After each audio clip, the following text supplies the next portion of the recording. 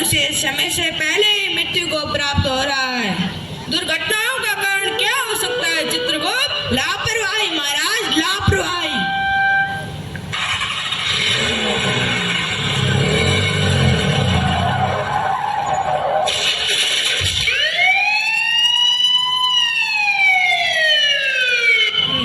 वह देखो महाराज, एक और एक्सीडेंट।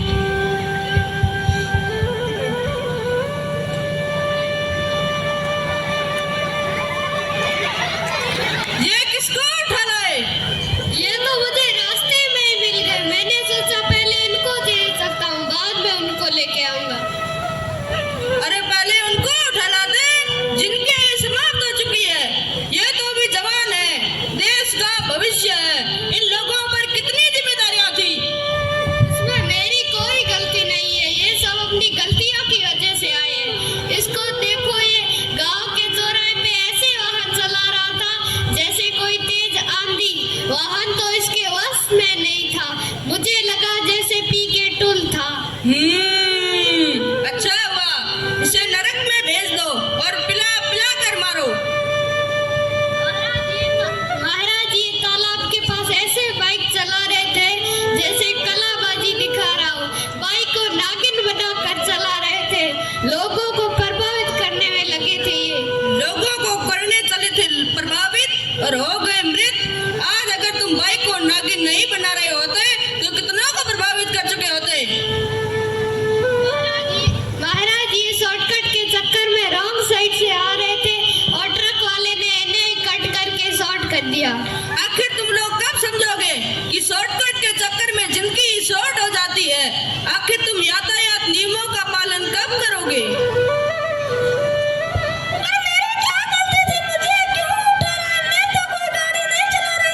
अरे चुप, कान पर मोबाइल लगाकर दौड़ चली सड़क पार करने।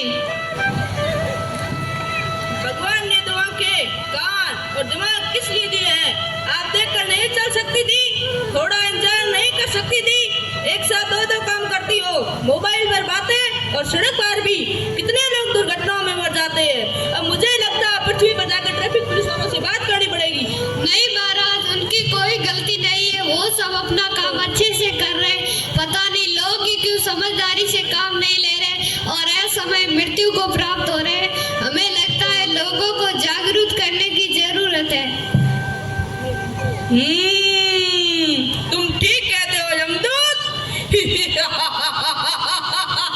मैं यमराज लोगों के प्राण लेता हूँ, लेकिन आप लोगों ने जल्दबाजी करके अपने प्राण दे देकर यमलोक की हालत खराब कर दी है।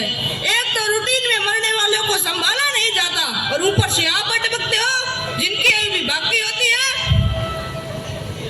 तो आपने हमें क्यों मारा? हमारी क्या गलती थी? आप लोगों को हमने मायने नहीं मारा, आप लोग अपनी गलतियों की वजह से मारे गए। माना कि मैंने गलती की है, पर कोई गुनाह तो नहीं किया, सिर्फ सीट बेल्ट ही तो नहीं लगाया था। मोबाइल फोन, तुम्हारी स्पीड और ओवरटेक। क्या तुम्हें पता नहीं वाहन चलाते समय मोबाइल पर बात नहीं करनी चाहिए? मैंने तो सिर्फ भाई को नागिन ही बनाया था, उसकी इतनी बड़ी सजा तो मत दीजिए। और हेलमेट हेलमेट क्यों नहीं पहना था? हेलमेट से पसीना आता है और बाल भी खराब हो जाते हैं। मेरा मतलब है